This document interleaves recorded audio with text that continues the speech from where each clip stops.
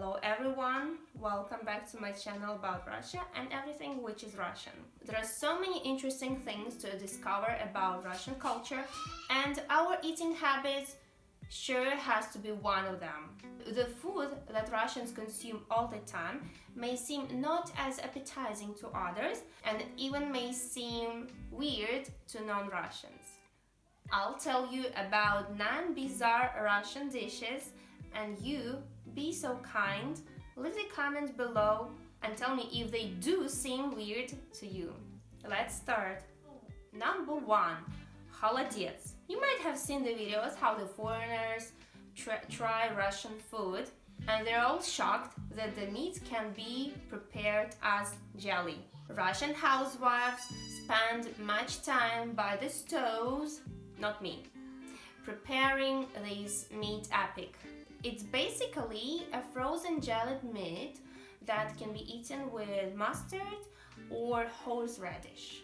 It can be made from pork, beef, chicken, and there are also some variants made with fish as well. Despite its scary appearance, it's actually very tasty.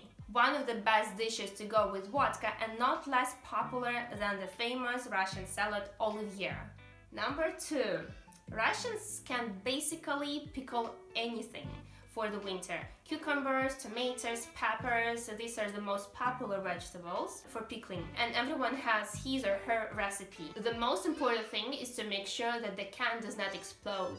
Russians also love pickling cabbage, mushrooms, and apples.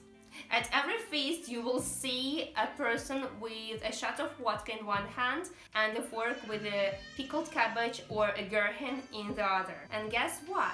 Russians even pickle watermelons. These are some Don pickled watermelon.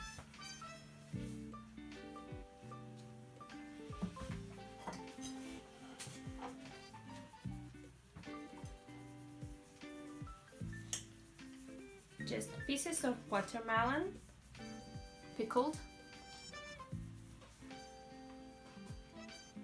It is very salty, juicy and salty. What else can I say? I mean, it's too salty to resemble anything, so it's not like a watermelon, something just very salty. If you like pickles, then I think you would like the taste of this. Number 3. Buckwheat. It's very easy to cook. Boil buckwheat for 10 minutes, add salt, butter, and any meat.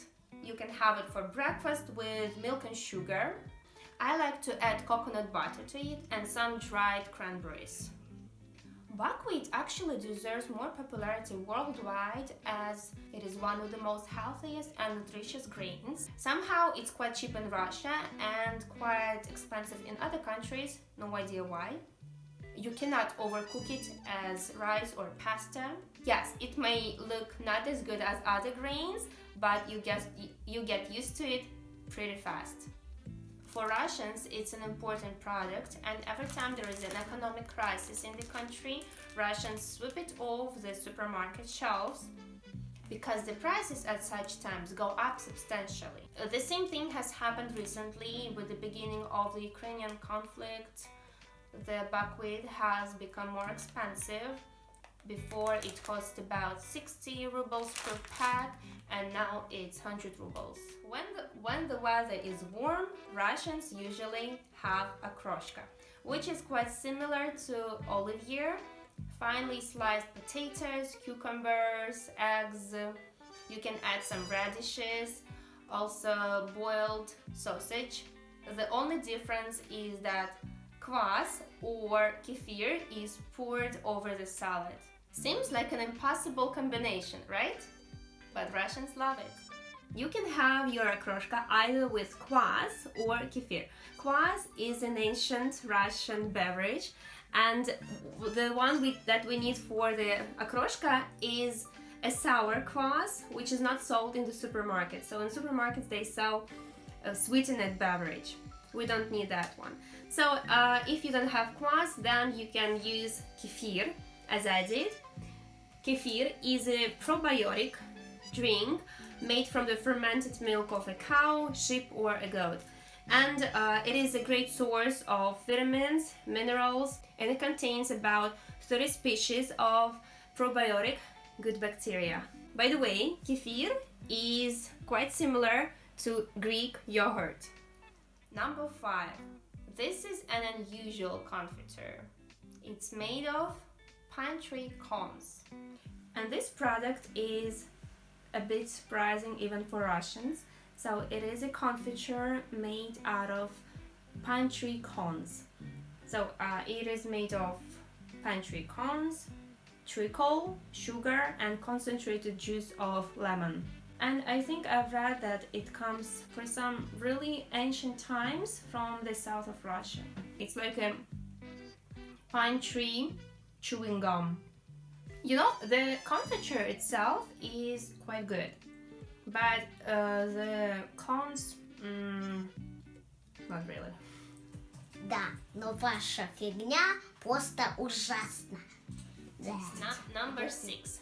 The green soup or green borscht made of sorrel. Do you know this herb?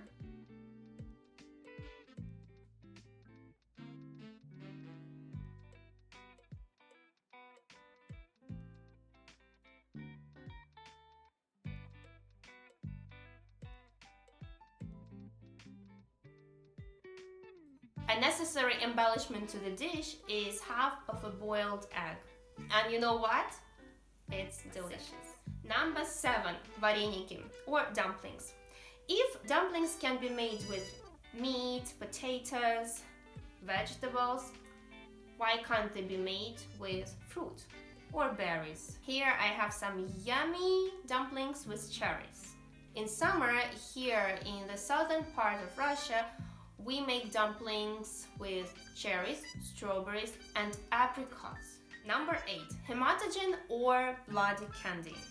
It doesn't look unusual, just a chocolate bar in a colorful wrap. It smells delicious and children like its vanilla flavor. Hematogen means begetting blood, and its main ingredient is albumin, a protein found in the plasma from the bull's blood. In the Soviet Union, it was given to the children to increase their iron level, and to the injured soldiers of the Red Army to help the recovery.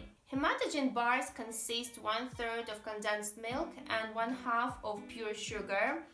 There is not a lot of albumin, and that's why doctors advise eating it not more than 2 bars a day and treating it as a dessert. They say you should get iron from the red meat instead. My daughter has never tasted this bloody candy. Let's see if she likes it.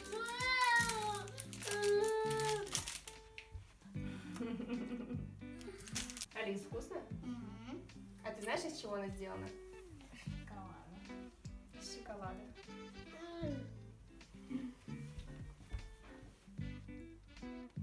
Number 9. Pastila. I have Belov pastila here. It is made of apples baked in the wooden stove and egg whites. Dostoevsky loved it.